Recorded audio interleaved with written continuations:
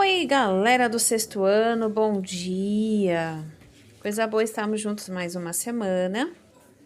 Nós hoje vamos falar sobre a arte grega, o período arcaico.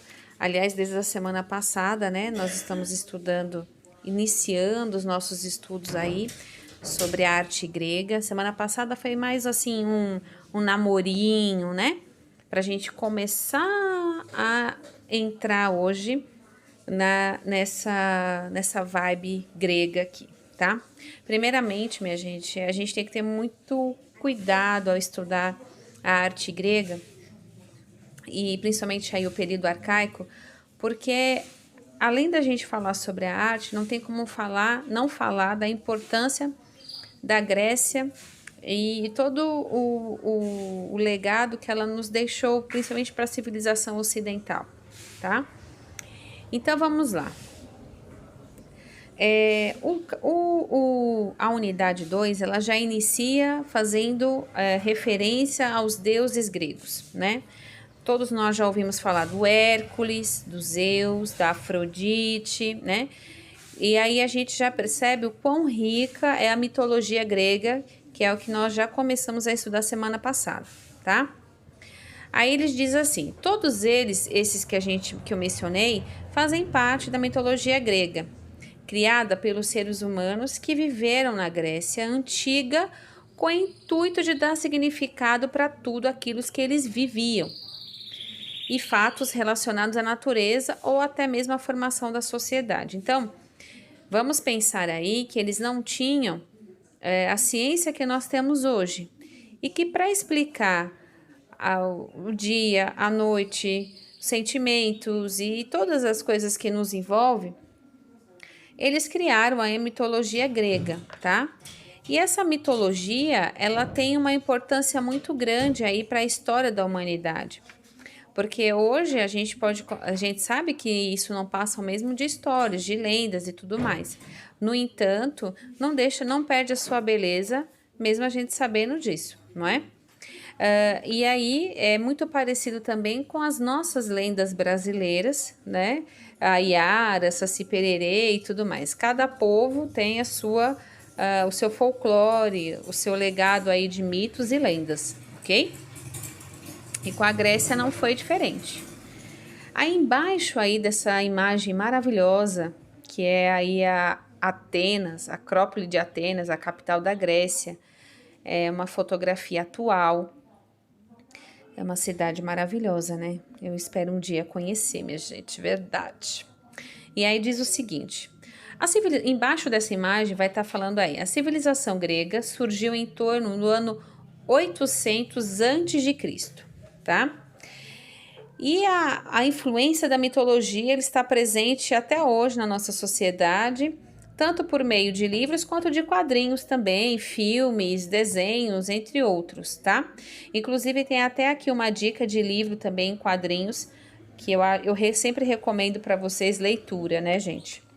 E aí, falando aí sobre todas essas, sobre a mitologia presente na nossa sociedade, a gente não pode deixar de falar dos deuses, né? Os gregos antigos, assim como também os egípcios que nós estudamos, eles acreditavam em muitos deuses. E quem acredita em muitos deuses são os politeístas. Muito bem.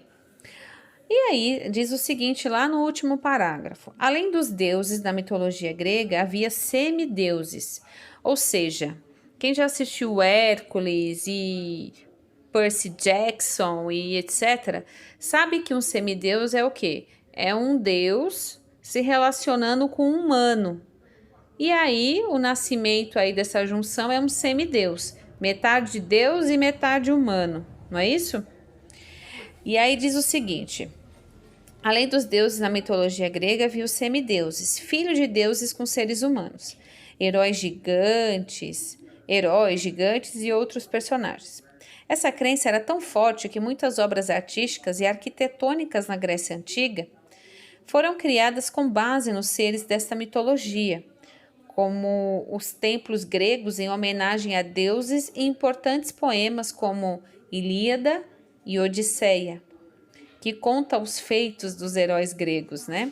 quem não leu ainda a Ilíada e a Odisseia, essa indicação aqui dos quadrinhos é bem legal, é uma linguagem bem simples e dá super legal aí para vocês assistirem não, né, gente, lerem. E aí vamos colocar na página 120, beleza? Vamos lá, minha gente. Antes de mais nada, esse QR Code que tá aqui na página 120 vai levar vocês aí ao filme Hércules, que é bem interessante. Quem não assistiu, esse filme é ótimo. E aí uma indicação aí para enriquecer ainda mais as nossas aulas, tá certo?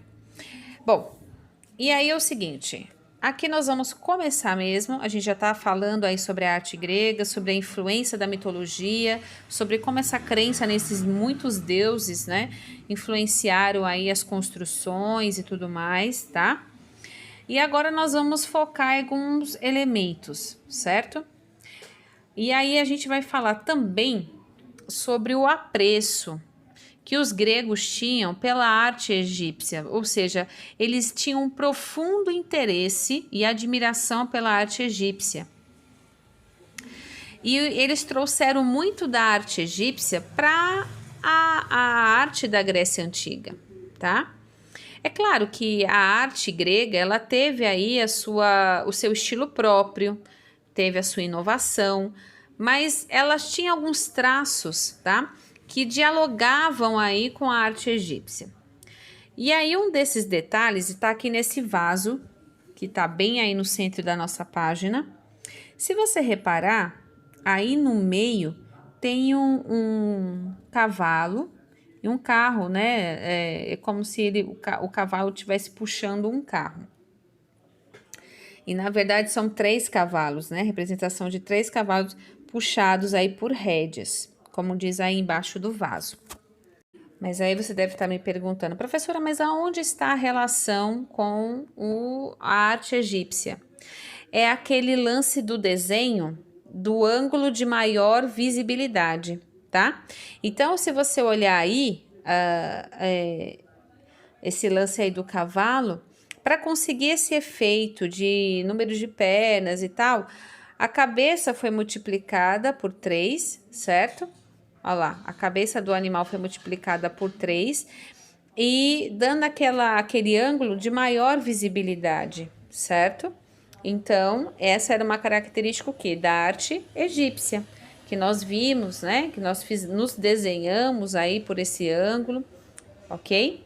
Então, aí já é um traço aí da característica da arte grega, que era aí também, tinha alguns resquícios da arte egípcia, porque os gregos tinham uma profunda admiração e interesse aí pela arte egípcia, tá bom? No meio da página de vocês aí tem um retângulo colorido que chama atenção e diz o seguinte: a Grécia, que é muito maior do que a Grécia. Quando falamos em Grécia, é importante ter em mente que não estamos nos referindo somente ao país que hoje conhecemos como Grécia, mas a grande parte da região banhada pelo mar Mediterrâneo, que foi dominada pelos gregos no século 8 a.C., como parte do que hoje conhecemos como Itália, França, entre outros países. Então, aqui ele está chamando a atenção, né? Que a Grécia, quando a gente fala em Grécia, a gente tem que vislumbrar aí uma imagem muito maior do que os livros nos mostram, tá?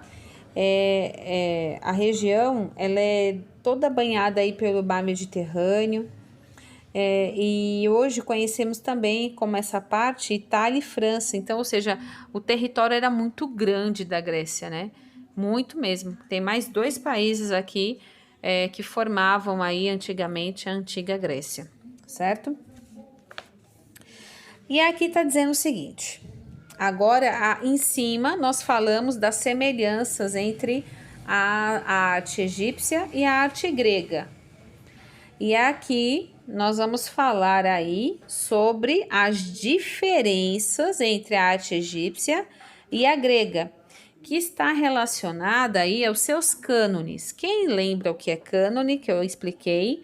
Cânone é um conjunto aí de regras, né, para determinadas coisas. Então, a arte egípcia, ela tinha um cânone de regras para regrar aí toda a arte tumultuar da arte egípcia, porque era uma arte feita para a vida pós-morte, certo? Então, tinha todo um conjunto de regras que nós chamamos de cânone, e agora a arte grega também vai ter um conjunto de regras aí, um novo cânone para serem seguidos, ok?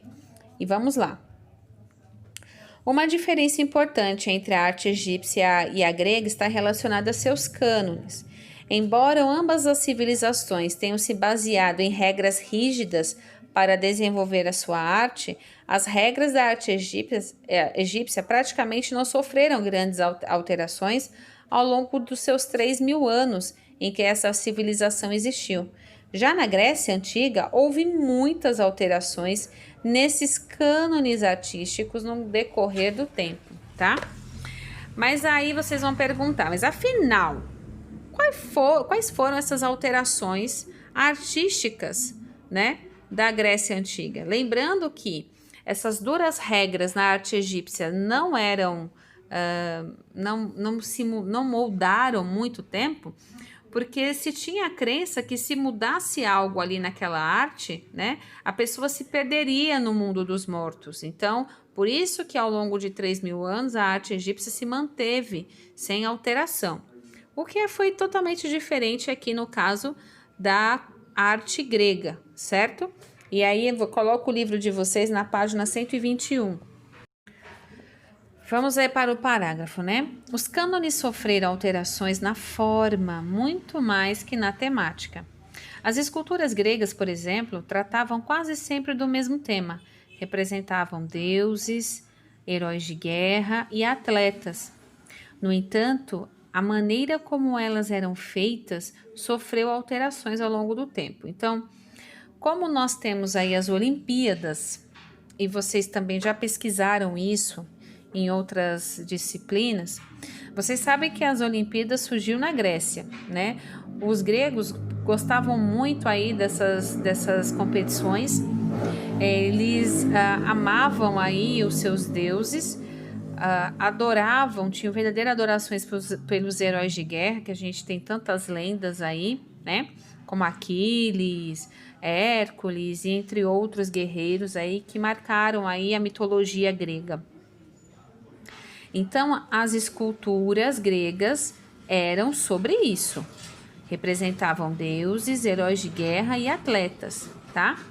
Só que essas esculturas sofreram alterações ao longo do tempo, muito diferente da arte egípcia, que ao longo de 3.000 anos não sofreu nenhuma alteração, certo? Assim, em razão dessas mudanças no fazer artístico, a arte grega pôde ser dividida em 3 períodos.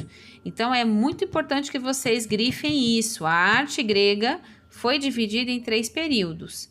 Aí, nessa unidade, a gente vai estudar o período arcaico, e os períodos clássicos e helenístico. Então, temos aí o período arcaico, clássico e o helenístico, tá? Aí aqui eu acho tão interessante que o livro diz assim: não foi criada nenhuma peça artística na Grécia antes do século 7 a.C.? Sim, há registros muito importantes de vasos gregos que resistiram ao tempo e que nos mostram que a cerâmica foi uma forma de arte anterior às formas artísticas surgidas no período arcaico. Em virtude de sua importância para a civilização grega, daremos destaque ao estudo da cerâmica, tá bom? Então, aqui nós falamos aí das esculturas. Nós já falamos que a arte grega, ela sofreu várias alterações ao longo do tempo. As esculturas falavam aí dos heróis, dos deuses e dos atletas, né? E agora nós vamos aí nos voltar para a cerâmica grega, que está aí também na página 121. Aqui diz o seguinte: a cerâmica, né, que inclusive tenho aqui uma peça, elas eram produzidas com o uso de argila. E aí já tem uma pergunta aqui: você consegue imaginar por quê? né? E os motivos que justificam, né? A gente vai ver agora numerado entre 1 e 2, que eu gostaria até que vocês grifassem, tá bom? O motivo número 1, que eles escolheram a argila para fazer a cerâmica, diz o seguinte: de todas as manifestações artísticas desenvolvidas na Grécia Antiga, a cerâmica é a que teve maior quantidade de peças conservada. 2.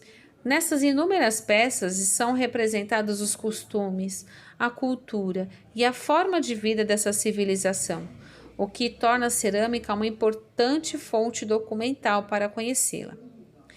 Então,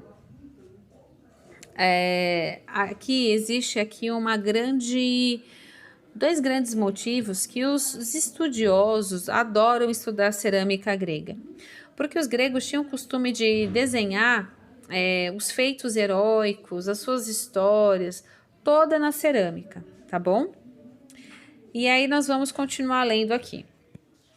Havia muitos tipos diferentes de vasos gregos, uns com formas mais próximas entre si, outros com formatos bem diferenciados, tá? E as funções dessa cerâmica eram diversas, para armazenar água, grãos, alimentos, transportar líquidos, né?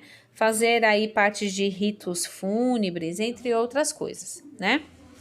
As cerâmicas gregas as cerâmicas mais antigas tinham a decoração geométrica. E por isso o período de sua produção ficou conhecido como geométrico. Então, olha lá, detalhes, tá? Detalhes tão pequenos de nós dois. Nós já vimos aí o seguinte: a cerâmica grega eram produzidas com argila. Elas contavam a história desse povo, certo? Elas tinham funções variadas. Elas podiam servir para armazenar água, grãos, transportar líquidos, rituais fúnebres, ou seja, de morte, certo? Entre outras. E aí tem a decoração dos vasos, os primeiros vasos, né, digamos assim. As cerâmicas mais antigas são aí chamadas de decoração geométrica. E outro detalhe, gente, é que esses vasos antigos assim, porque foram os primeiros, né, gregos, eles eram feitos com terracota, que é uma argila que tem uma coloração bastante avermelhada e que, pelo que vocês estão vendo aí, né, dá um resultado excelente aí na peça, tá bom? Vamos colocar aí na nossa página 122. Bom, gente, aí aqui é o seguinte: a partir do século 8 a.C., tá? Que a cerâmica começou a ter aí os vasos decorados por narrativas. O que quer dizer isso? Essas narrativas mostravam aí cenas de ação, tendo sempre aí a presença de animais e monstros, que é o que tem também na mitologia grega, né? É só vocês olharem aí ao vaso ao lado. E aí eu achei engraçado algumas dicas aqui que o livro dá. Não é engraçado, né? Interessante. Diz o seguinte: perceba como as formas representativas foram introduzidas na decoração desse vaso. No friso central especificamente, os animais são retratados, né, de maneira praticamente igual e sem volume. É tipo bidimensional, certo? O que deixa aí um desenho bem mais leve e dinâmico também, certo? Além disso, notamos que as formas geométricas foram mantidas no vaso, mesmo que os dois frisos apresentem formas curvilíneas. E os frisos são aquela parte aí de pegar do lado, tá bom? Por todas essas características, ainda que com uma representação narrativa, essa fase da cerâmica estava mais ligada às formas abstratas, que não retratam a realidade como a vemos, no caso que vocês já sabem, né? A figurativa, você bate o olho e você sabe aí as figuras que tem lá, se é um ser vivo, se é um animal, etc. A abstrata não, certinho? Então, só recapitulando, os primeiros vasos, né, eles vão ter aí a decoração geométrica. No século VIII, vão ter aí os vasos com a decoração narrativa, sempre aí a presença de monstros, né, e animais. E aí, lá no século VI a.C., No início do século VI, houve outra modificação, né? Uma outra fase chamada figuras negras. Como o próprio nome diz, e como está aqui no livro, gente, as figuras predominantes ganharam um tom preto no fundo meio alaranjado, aí como vocês estão vendo nesse vaso, tá? E aí no último parágrafo diz o seguinte: esse exemplar de vaso grego do período das figuras negras nos possibilita observar algumas características muito recorrentes dessa fase. Figuras humanas representadas de acordo com o princípio egípcio, do ângulo de maior visibilidade, tronco de frente, membros e rosto de perfil. Cor mais clara para representar a cor da pele das figuras femininas e mais escura para representar a da figura masculina, tá? Presença de motivos curvilíneos e de formas geométricas, certo? E aí, por volta do ano 500 a.C., outra mudança ocorreu, né? Nos cânones aí da arte da cerâmica. Elas começaram a apresentar as figuras vermelhas sobre um fundo preto. Então, agora o fundo do vaso é todo preto e as figuras, né, ganham aí um tom avermelhado, certo? E aí tá dizendo aqui que essa inversão de cores trouxe uma novidade à cerâmica grega, né? E ela que passamos a encontrar com mais frequência e maior distanciamento aí da estética egípcia, tá? Nesse vaso, por exemplo, não existe aí distinção de cor por gênero, tá? Ou seja, não é mais escuro, mulher, homem, é tudo igual. E a representação das figuras humanas já não segue o princípio egípcio de maior visibilidade, tá? O que ganha aí, as formas ganham volume, e aí a representação do corpo humano ficou um tanto mais real, mais viva, ok? Embora os detalhes das bordas sejam mais simples, as formas geométricas continuaram presentes nos vasos gregos da fase vermelha. Então, galerinha, só retomando aqui, vocês perceberam que a unidade 2, quando fala aí da arte grega, principalmente referência ao período arcaico, eles vão falar um pouco aí da mitologia, dos deuses, etc. E de quanto isso foi presente, né, nessa arte da cerâmica. Mas também eles comentaram um pouco aí sobre as esculturas gregas, sobre os temas gregos. A gente percebeu aí a semelhança dos aspectos, alguns aspectos egípcios, presentes aí na arte grega, na arte arcaica. E vocês perceberam que a cerâmica grega, ela passou por algumas fases, tá? A decoração geométrica, passou pela fase das narrativas, depois das formas abstratas, das figuras negras e por último aí as figuras vermelhas. Obviamente, né, minha gente? Obviamente que hoje nós vamos aí parar por aqui, porque é muita informação e vocês precisam agora praticar para entender a diferença, tá? Então, uma das tarefas é fazer um vaso, uma cerâmica aí de cada época, de cada momento, tanto da fase geométrica, quanto narrativa, quanto abstrata, quanto a fase negra e a figuras vermelhas, certo? Aí vocês vão fazer uma cerâmica de cada fase. Uma cerâmica de cada fase, tá? E vocês vão escrever o que vocês entenderam aí desse assunto. O que vocês compreenderam da explicação, o que vocês entenderam aí dessa semelhança que existiu, né? E que existe aí nessas peças entre a arte egípcia e a arte grega, tá? E vou dar também, eu quero uma lenda, que vocês pesquisem uma lenda grega, tá? E escrevam ela, tá? E façam um desenho sobre ela, tá bom? Pode ser qualquer uma lenda grega, tá? Qualquer uma da mitologia grega. Beijo, até daqui a pouco no grupo de estudo.